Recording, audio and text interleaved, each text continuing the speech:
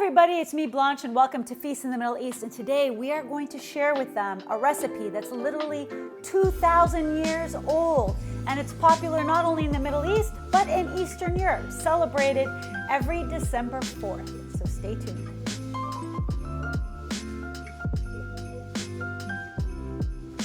Okay, so what we're going to make today, Mom, is Burbarrah. This was a childhood favorite of mine, and it's actually named after Santa Barbara. Could you tell us a short story about Santa Barbara? Oh yes, Santa Barbara. She's very, very famous in all the Middle Eastern countries, Lebanon, Jordan, Palestine, even Turkey. Yeah. And she was a very pretty young lady, and she lived in the 3rd century, I believe.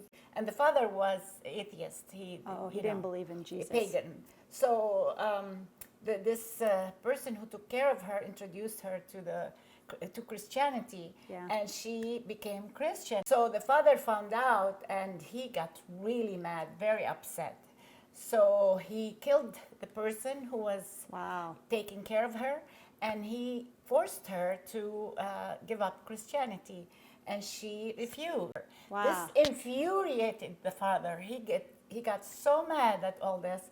That's a mean dad.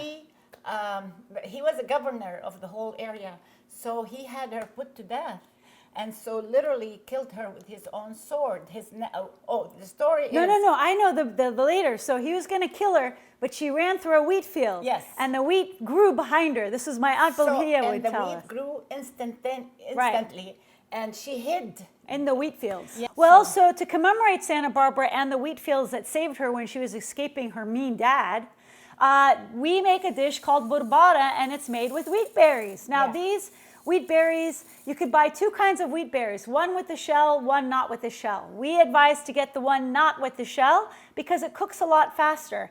As a matter of fact, what you should do is soak the wheat berries overnight before cooking. This takes out any phytates or lactates from the plants, helps it be more digestible to you. So soak it overnight and then rinse it, and then we're going to pour. We have 2 cups of wheat berries, and then we're going to pour 4 cups of water over the wheat berries. Now, this you have to keep adding as you cook it, right? As you cook it, it might, become drier, so the more it dries up, and you have to keep stirring it. Right.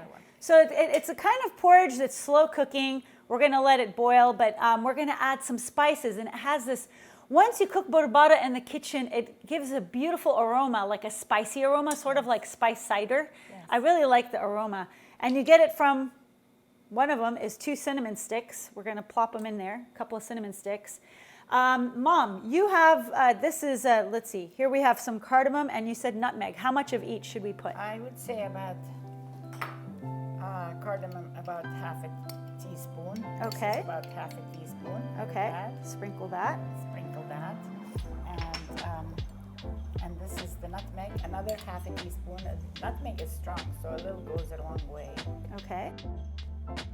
And the most important spice of all, 1 tablespoon of ground anise seed.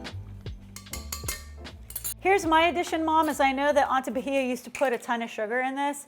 I like to use coconut sugar because it's more of a whole food, it's lower glycemic. So I'm just going to put a 1/4 cup of coconut sugar in here. You could use any kind of sweetener you want, and you can add more and you can add less. It's really up to you.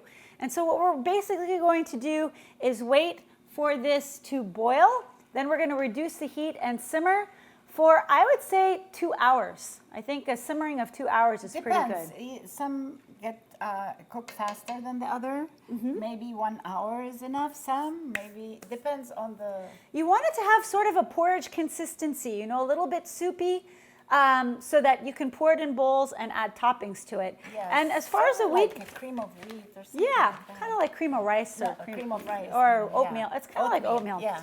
And as far as the wheat berries go, you can buy them. They have whole wheat sold like this in bulk bins. They also have them in regular packages like this in Middle Eastern markets because they know that we like to eat this kind of stuff. So we're just going to let it simmer for a while. We're going to let it boil and then simmer. And then we're going to return and do the fun part, which is the serving, eating and topping. These are some of the toppings that I grew up eating when I was a kid. So you can use walnuts, but I know that my daughter doesn't like walnuts, so I don't have walnuts. She's gonna come and eat some. We have slivered almonds, pomegranate seeds, coconut. This is called edama. Can you explain what edama is? Edama is the garbanzo bean that is being roasted. Okay. It's either in the oven or in a pan. I don't know how they roast it. And they take it and they make it into a powder. Like that. So it's a powder. So it's not chickpea flour, because chickpea flour hasn't been roasted. It's from roasted chickpeas, so you could find that in Middle Eastern markets.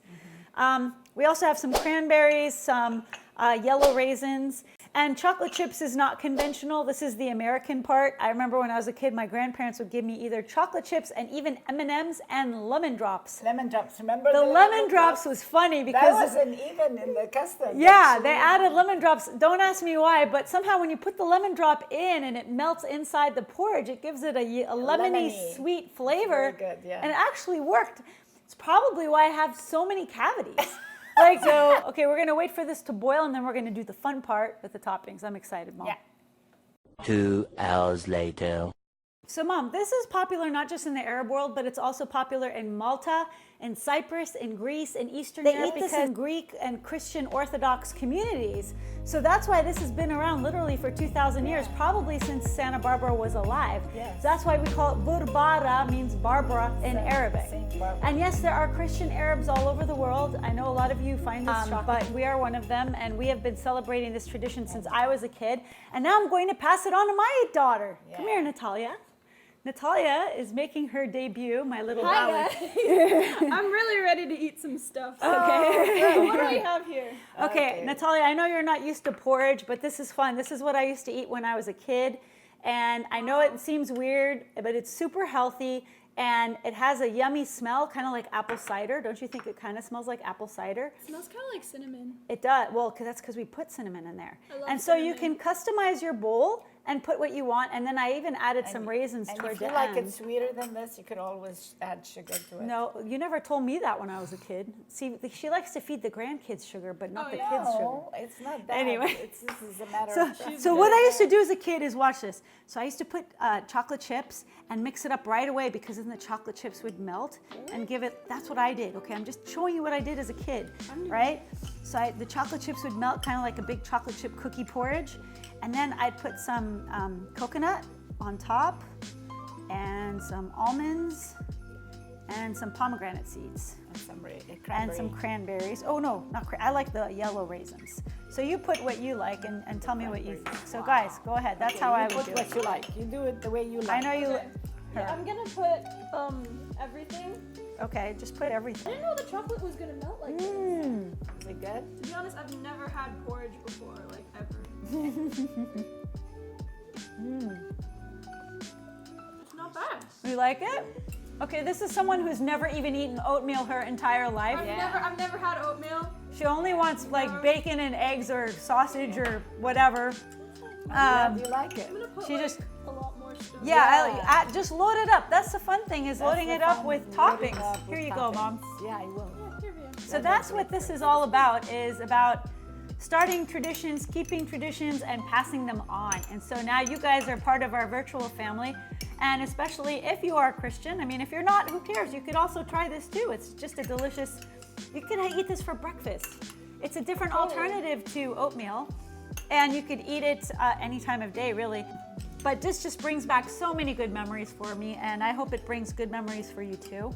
The chocolate makes it really good. Put chocolate in it. Okay, yeah, Natalia says to put chocolate in it. It's literally just like a bowl of ice cream, kind of. It is, isn't it? Isn't it? It's good. And it's Okay. healthy.